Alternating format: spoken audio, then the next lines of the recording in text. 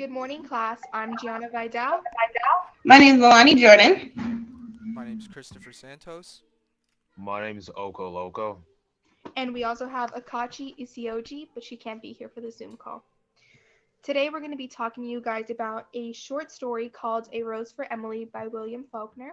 I'm gonna say a quick summary of the story. So the story starts out at the funeral of Emily Grierson, which is the main focus of the story. So after it goes to the funeral of Emily Grierson, it flashes back to the time where Emily's father had died. So the mayor of the town, Mr. Sartorsis, allowed Emily to not pay taxes because Emily's father was a good friend of his. Flashback to when Emily's father dies, Mr. Sartorsis, the mayor at the time, allowed Emily to not pay taxes because he was good friends with her father. The mayor actually also lied to her that her father gave a large sum of money to the town and that the absence of taxes was a form of repayments. So after that, we flash forward 30 years into the future, where there's a new mayor called Thomas Rowans, and he tells Emily to pay her taxes, but Emily dismissed him, saying that he should see Mr. Sartosis, who had died 10 years prior to that meeting. Flash back to 2 years after Emily's father dies. Emily also dismissed the smell that emitted from her house. And because of that, some townspeople actually snuck into her house and sprinkled lime juice. And after that, because, nobody was annoyed by the lime juice anymore, people could actually feel pity for Miss Emily, which I haven't felt since when Emily's father died. So people pitied Emily when her father died. For 3 days after her father died, she did not show any grief because she believed that her father was still alive. So doctors had to basically by force get the body out, and after that she was devastated, which made people pity her. So people were actually surprised that Emily reacted this way to her father, because her father was a very harsh man. He did not let her leave the house or talk to anybody, especially commoners. So, and also the Griersons also demanded undeserved respects from the townspeople. So when Emily's father died, she had basically nowhere to go. Doctors had to basically by force get the body out, and after that, she was devastated, which made people pity her. People saw After she brought the poison, people saw her getting a watch and some formal attire. But they thought that she was getting ready to get married or that they were going to run away. But after that, Emily was not seen outside. Neither Emily or Homer were seen outside of the house for the next 40 years. Presents this So the second most important theme is tradition versus change and how Emily represents this tradition. In A Rose for Emily, Emily represents the fall of the pre-Civil War South, and her death represents the birth of the new South. Interesting. As Emily gets older, so does the town that she's lived in her entire life. While she once lived on one of the nicest streets in Jefferson, the street is now considered to be the worst in the town. The street had aged and decayed with Miss Emily. This kind of relates back to the theme. In her youth, Emily and her family were respected and known as some of the finest citizens in Jefferson. As Emily has grown older, the town sees her in a different way. So she's trying to keep the same tradition, but it changes. In her old age, she is seen as a monument to the past that is never seen outside of her house. All of the respect that her father had earned died with the old man and the women of the town. While Faulkner had many themes in A Rose for Emily, the theme of decay, aka tradition versus change, was the most significant throughout the entire story.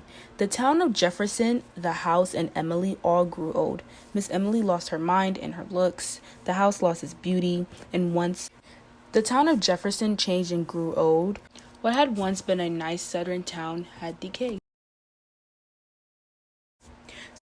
Emily was still there because the housekeeper kept on appearing in and out of the house. So flash forward to when Emily Grierson dies. The Grierson house went unclaimed and left to the town to auction possessions.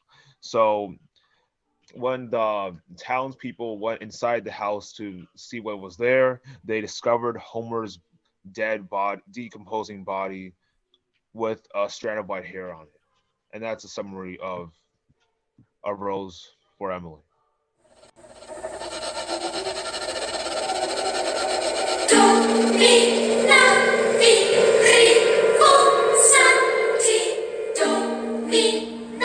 Okay, guys, so now it's time for one of the most important segments of this podcast, and that is the theme. Of course, we all know the plot and the summary are important, whatever. But we always need that central topic and the message to take away from whenever we watch a movie, whenever we read a story, whenever we read a short story, a book, anything. You always try to find the central topic and the main important part. It is so cool how Faulkner kind of uses his writing style to make the theme clear and understandable for his readers, because I know so many short stories or so many books that it's literally so hard to find the theme you're looking for. You're searching between the lines. You're like, okay, what's the point? What are you coming up with? What are you trying to say? But Faulkner literally uses his writing style and it's right there in front of you. There are two main important themes, and they are the power of death, tradition versus change, and there are four main important writing styles. Only four. I'm pretty sure there are more, but I only found four that were super cool. Flashbacks, foreshadowing, very descriptive writing, emphasis on the very descriptive writing, and irony. Irony is literally going to play a big part in this whole short story. But I'll be back. So moving to point of view, special to the movie version of it. So in the movie version, the movie version has a lot. It switches the points of views from different characters. So we will have like, as I'll say, point of view is the position of the narrator in the story, and in the film version of A Rose for Emily features the perspective of various characters. So the first one we go to is Charlotte Browning, which is Emily's neighbor. Charlotte thinks that Miss Emily is a walking relic and is stubborn for not changing her house or paying taxes. She's also surprised that Miss Emily broke down when her father's body was taken away. So yeah. And then there's Thomas Rowlands, who was the mayor, who was frustrated because Miss Emily, general frustration towards Miss Emily. And then there's James Stevens, which is the former city councilman who felt sorry for Miss Emily's situation. And the fourth one is Robert Black, which is the drugstore owner, and he felt happy for Emily when she was with Homer Barron.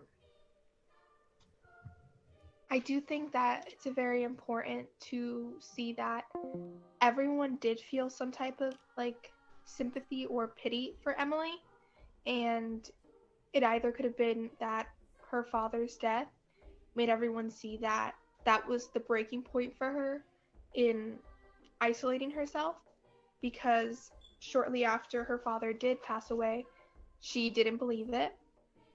You know, her father's dead body was like in their home, and that was like the breaking point for her, because she completely like went off and she became distant, closed off to her neighbors, to the overall community.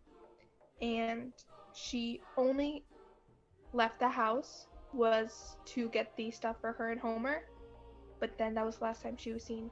She had someone working there for her, and it wasn't very long until they noticed that she wasn't alive. So I think that it's important to realize that Emily did show compassion before, but once her father died and she wasn't able to accept that she was alone, it like all started why she wanted to be alone.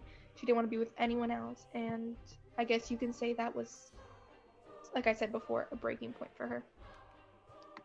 Yeah, I definitely believe that her father's death contributed to her killing of Homer Barron, because I think she had attachment issues with her father and how she didn't accept that he was really dead.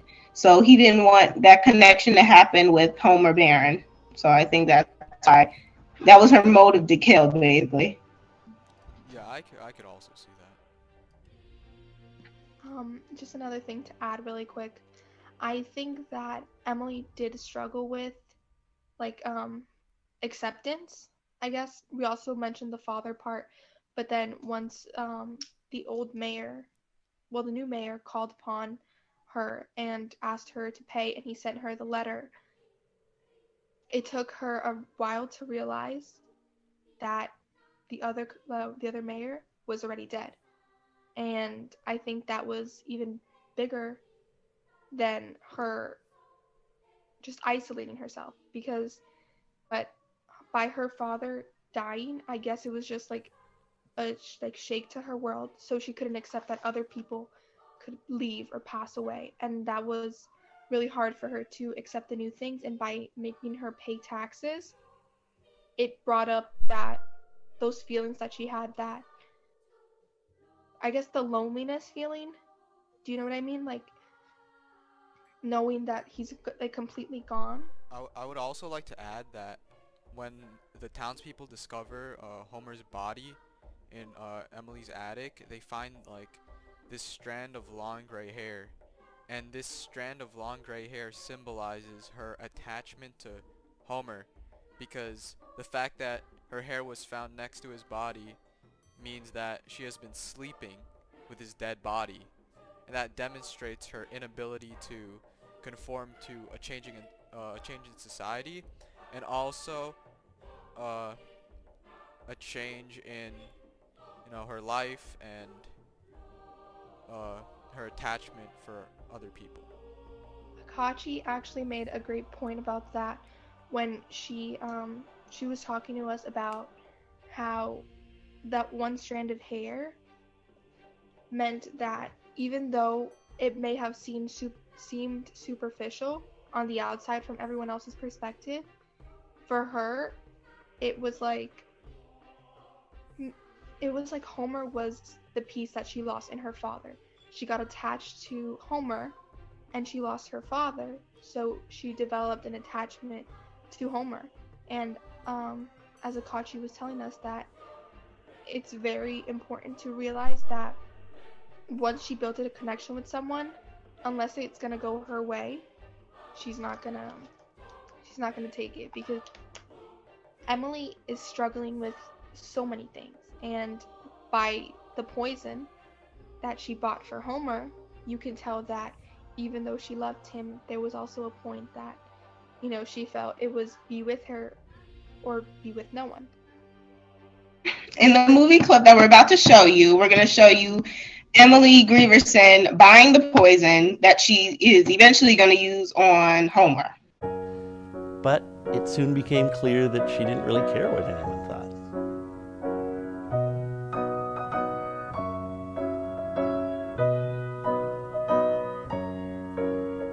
We were saying they're going to be getting married.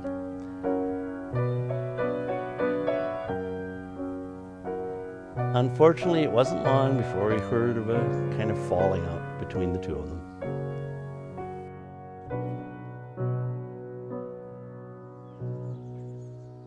Antique farm equipment.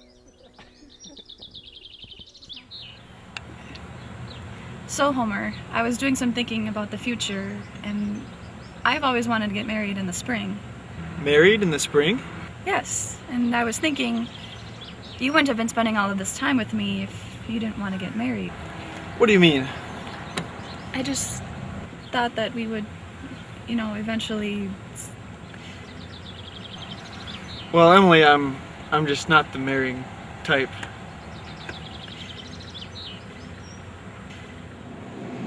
sorry, what did you say you wanted again? I want some poison. I couldn't find any in the aisles. Sure, yeah, I've got some in the back. Yeah, what kind were you looking to get? Arsenic. Is that a good one? Yeah, it's a great one, but for rats and such, I want some arsenic.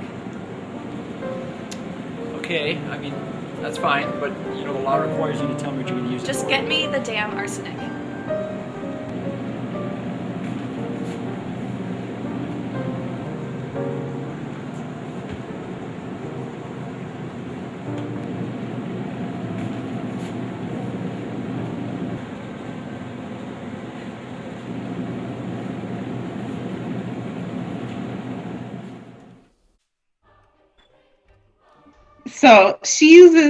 So Emily uses dramatic irony when she's buying the poison because she tells the worker that she's gonna buy it just to buy it because it's rat poison. So apparently he must think it's rats that she's trying to get rid of. But in the end, she uses it on her lover to kill him. So it definitely escalates from rat poison to actual killing. In this clip you guys are about to see is Homer's dead body with the one gray hair on him. It seemed like such a sad old place. We tried to find the old housekeeper to show us around, but he seemed to have disappeared. Eventually,